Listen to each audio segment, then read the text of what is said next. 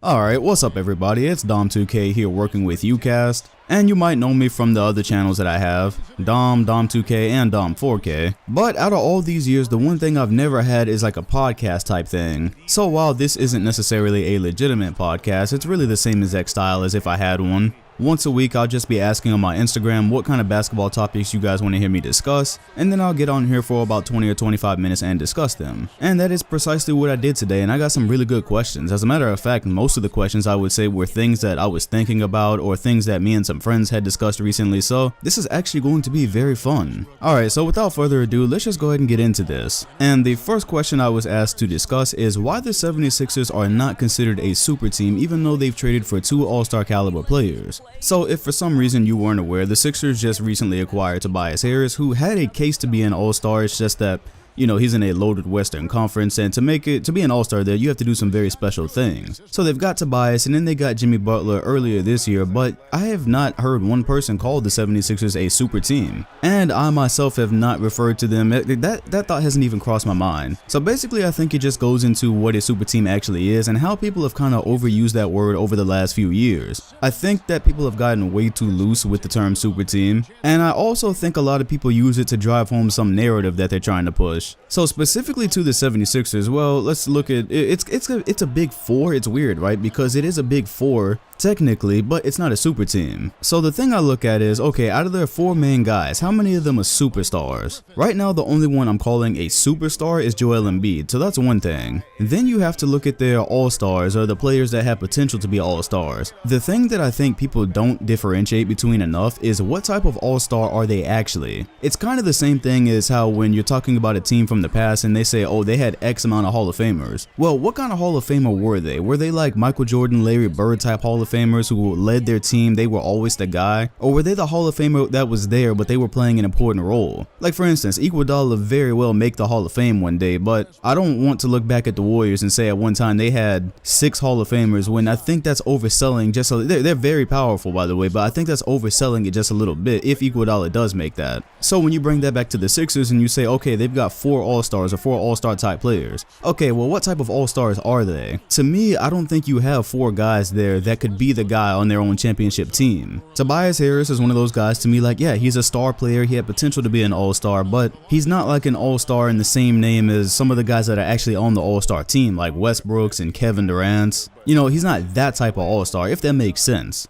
The other thing for the Sixers is that they don't have a whole lot of depth. They did try to adjust that at the trade deadline. They went out and got Simmons from the Magic. Mike Scott was a part of one of the trades. They tried to cover it up the best they could, but I think going into the playoffs, there's some teams that have better benches than them as well. So it's not like it's 4-star players and then just a killer bench on top of that. So there's many reasons why the Sixers are not referred to as a super team. Those are just a couple. And when I think about why I've never talked about them as a super team, that's really why. Definitely a very strong 4, and a 4 that I could see going to the NBA Finals, but in my opinion, let's reserve that super team mantle for teams that have like 3 or 4 guys that could actually be the guy on their own team and take them very far.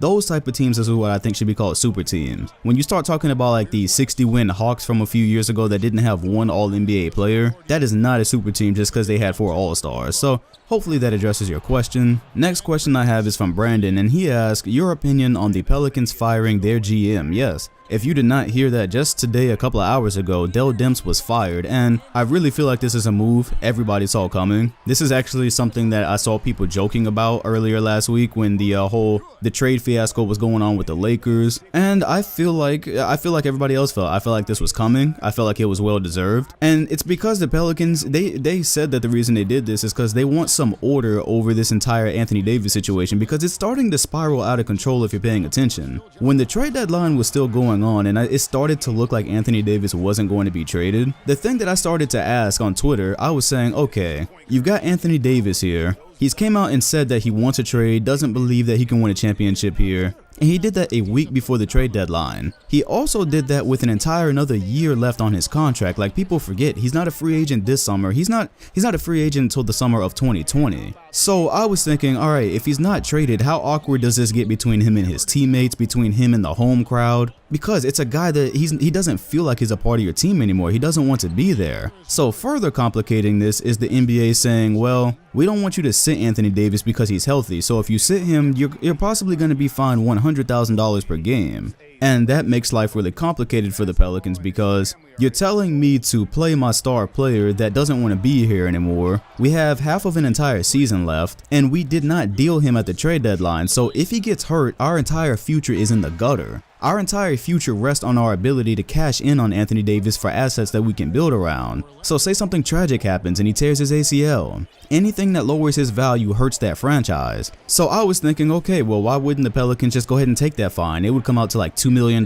probably with what they have left. Just go ahead and take that fine. That fine is definitely not worth what would happen if Anthony Davis was hurt and you couldn't really get any more assets. But specifically to Dell Demps, just like Magic Johnson said, the negotiations were not in good faith. It was almost like the Pelicans, it's almost like Dell Demps specifically. It's like he was trying to get back at the Lakers for tampering the way he dealt with them. Because you have Magic Johnson's initial offer of like everybody, right? Kuzma, Ball, Ingram. Let's just go ahead and say it was like 6 players. It was basically like everyone that the Lakers use in rotation for Anthony Davis. So then the counter offer was like, yeah, okay, we'll take those guys and we'll take your entire future too. We're going to take all your picks off of you. And although I believe the Lakers were in a rock and a hard place where it's like they need Anthony Davis to, or they need a player like Anthony Davis to pair with LeBron going forward because they don't have that much time with LeBron. But do you want to destroy the team you have now and your future, right? Like what if something happens to those guys? What if they had have got Anthony Davis, then he gets hurt? He does have a history of injury, so what if he gets a serious injury with you guys and you've traded all your picks for him? So it was smart for the Lakers not to do that, and I thought their offer was trolling. Dell Demps did not negotiate in good faith with the Lakers. So in the present day, we're looking at a situation where Anthony Davis is now leaving the arena in the middle of games. Like apparently last night he got hurt at some point and he left the arena. Before that, you got him playing 25 minutes, then you sit him all of the fourth quarter. Like the whole thing is just a joke. It's a joke, it's a fiasco, and it seems to be because the Pelicans did not seriously look to deal him before the deadline. But don't get me wrong, this was also difficult for the Pelicans, because sitting in their seat, they can't deal with Boston until this summer. And that's obviously what they want. Like the fact that they're waiting for Boston to get on the table, they're waiting to see where the picks fall and who gets Zion Williamson. So just like I said before the trade deadline, when Anthony Davis first said this, I always thought it was in their best interest to wait, but the entire thing is a fiasco right now, and the Pelicans, they need a completely new direction. I think Anthony Davis, in my personal opinion, does not need to play the rest of the season. It sucks the way things have worked out. It sucks that players do this now where they basically take control of the last year of their contract and leverage it, but that's where we're at, so I think that's something that the Pelicans have to weigh. And when this summer comes and, you know, the draft, it's over and you see where everyone's at, got to deal him immediately. Don't drag this into next season. It's very pointless. And it's an unnecessary gamble. Alright, so switching pace a little bit, Mr. Post is asking, what is Steph Curry's legacy? You know, this is really interesting because it's not, I don't see it as cut and dry as everybody else. So on one hand, Steph Curry definitely is credited with changing the game of basketball in this era. And it's been amazing because I'm somebody who's been watching basketball since 2003. So in this little short amount of time where Steph Curry really popped up, you could say like 2015 to where we are now, that's where he popped up on the scene as like a superstar. He changed the game in that little bit of time. That's 4 years. He changed the game by taking shots far behind the three-point line, helping to make the three-pointer a primary weapon in the NBA. And the reason the Golden State Warriors, I don't think he gets enough credit for being the reason why the Golden State Warriors are so untouchable. No doubt he has amazing teammates, but the dynamic that he adds by spreading the floor to pretty much where the half-court line is, or not just the half-court line, but probably where the logo ends, right? He has the floor spread to right there where whoever's guarding Curry has got to come out there.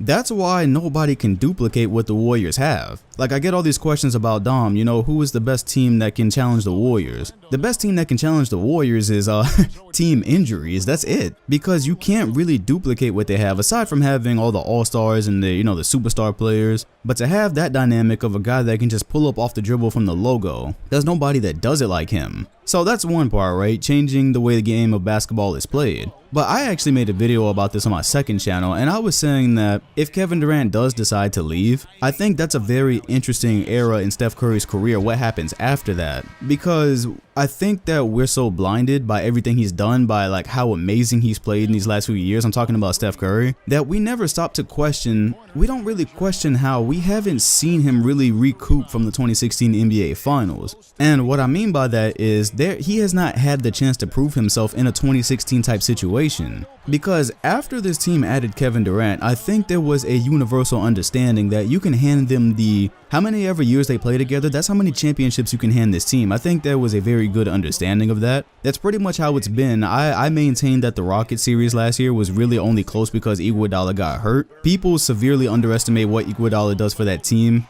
but I personally don't believe they would have found themselves down 2-3 if Iguodala played the whole series. Plays a very vital role for them. So in a situation where nobody is injured on Golden State, they roll out the roster that they put together throughout the summer. Nobody really has a chance to beat them. Nobody really has a fair and balanced chance to beat them. And so what I'm interested in is once Kevin Durant leaves, I'm interested in Steph Curry's legacy then and what he does. Because nobody's thinking about how if KD leaves this summer and Steph Curry, all of a sudden the Warriors aren't winning championships and they're not going to the finals, all the negative attention that Curry was getting around the 2016 finals is going to start coming back. And people are going to say he's this amazing player that changed basketball. But man, he hasn't accomplished a whole lot as far as like championships without a super overpowered team. And again, I maintain that he is part of the reason it's so overpowered. Like he's a major key to that whole thing. But if Kevin Durant does leave, I need to see his career after that, because it's going to look very suspect if they play great basketball during the season and he has all these three-point records, but all of a sudden they're not winning titles anymore.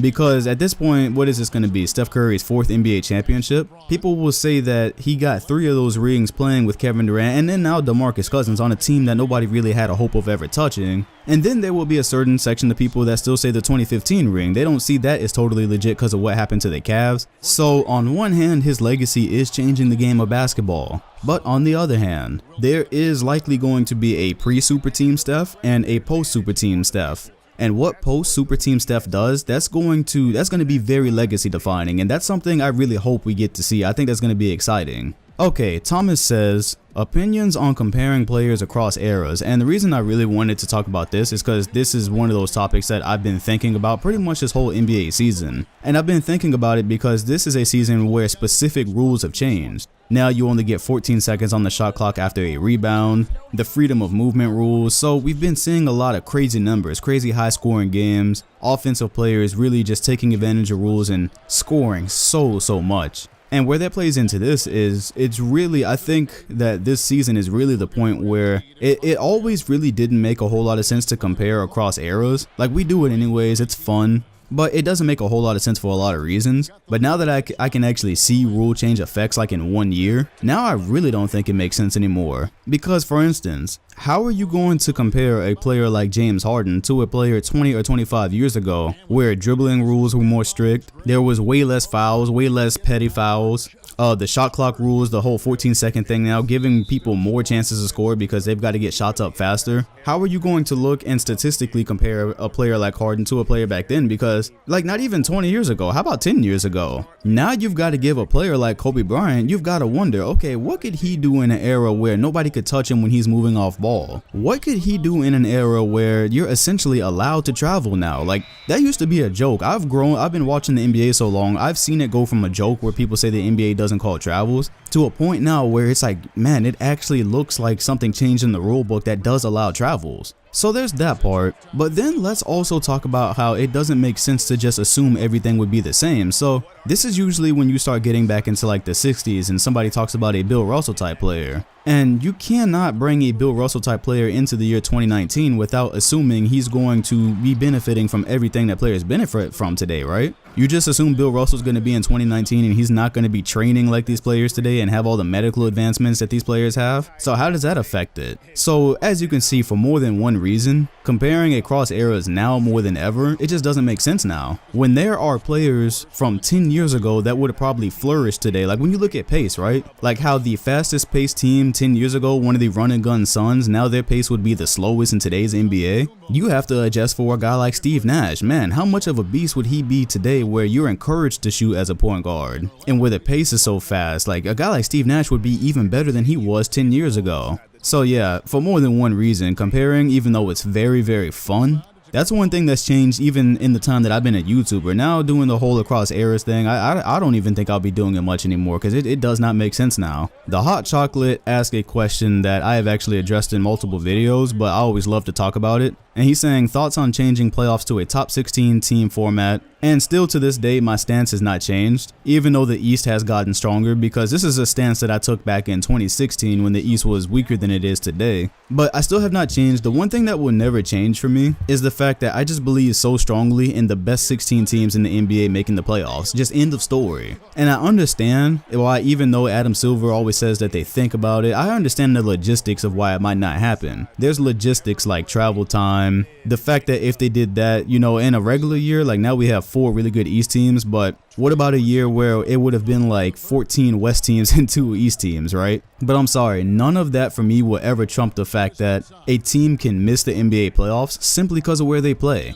They can be better than a team across conferences, but because you play over there and I play over here, I'm going to be at home during the playoffs, and your team won 38 games, but you get to play in the playoffs. Like, do you see the bottom of the East? I think that's one thing we're losing right now, is that the top of the East is so good. Man, there's teams at the bottom that look like they might get away with a 39-win season and still be in the playoffs. I will never be able to accept as a fan of the game that the best 16 teams are not, because at the end of the day, isn't that what the NBA title is for, right? The best team. It's supposed to be for the best team that year, the best team in the NBA maybe. Sometimes it doesn't work out that way.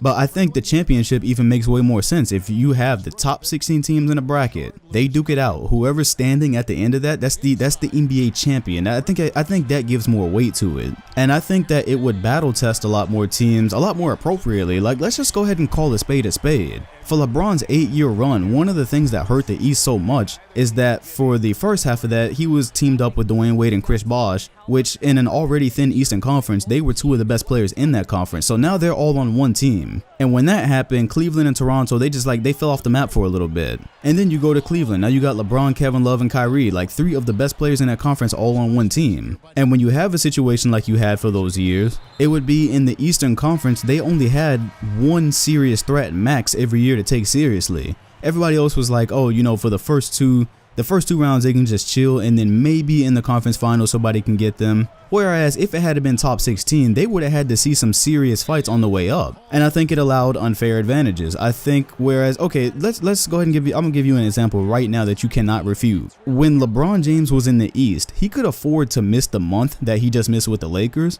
but his team would not fall out of the playoffs. They would fall back some, maybe they would have some ground to make up, but they would not fall out of the playoffs. So this year with the Lakers, he missed a month, and that seems like it has really kind of ruined their season. Now they're under 500. And look, now they're a 10th seed. That's an advantage that he had over other players when he was in the East. Because another star in the West could not afford to sit out and get 100%. Sometimes they just had to play through their injury and be burnt out by the time the playoffs came. So I think everything would just be more fair, because in the top 16 format, now you have to say, man, I can't just sit out all this time and rehab this injury, because it doesn't matter what conference I'm in. If my team falls to a certain point, this is what our playoff road is going to look like. It's not like when he was just in the East and it was like, okay, it doesn't matter because there's only one team that can maybe touch us anyway. So as long as I'm rested and healthy for the playoffs, I'm good. So yeah, that is why I will always be in favor of a top 16 format. I just think everything is way more fair, way more just. You battle test every team and every top player the same. And I hope that it happens one day still, even with this great Eastern Conference, because like I said, I'm never going to get past top 16 best teams. That's just me.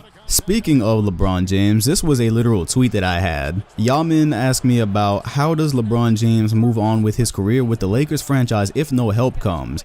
And that's something that I started specifically thinking about after they didn't get Anthony Davis. Because the way I understand it is, well, I don't know, because they did just fire Dell Demps. But from my understanding, they're now in a position where everybody can put their best deal on the table. Like I said, somebody's going to have Zion Williamson. Obviously, the Pelicans are going to be talking with Boston, and Jason Tatum is a very huge asset. So it kind of looks like unless it's a 3-team deal, the Lakers are not going to get Anthony Davis. And that's significant because during the week of the trade deadline, I thought it was imminent because the Lakers seemed like they were willing to do everything within the realm of reality that they could to get him. So now you cut Anthony Davis out, who is going to be one of the biggest free agents. So this summer is a good free agent class. But then you have to say, okay, at one point I thought Kevin Durant might go to the Lakers, but now that I look at it, if he left the Warriors, I think it would be for him to go to a team where he could kind of recoup some of his legacy, in which case it wouldn't make sense for him to go play with LeBron James because people are still going to hate on him all the same, and he clearly cares what people think. So I'm kind of already slowly crossing KD off that list.